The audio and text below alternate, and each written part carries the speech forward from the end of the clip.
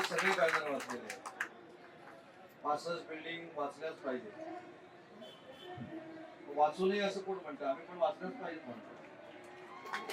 त्याच्यामुळं सगळी मंडळी इथं आहात.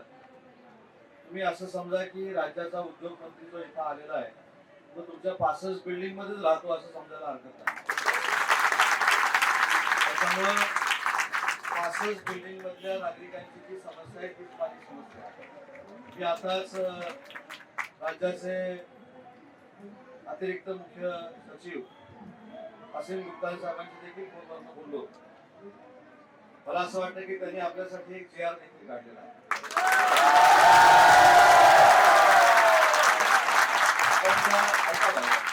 जी आरचा आपण व्यवस्थितरित्या अभ्यास करणं गरजेचं आहे.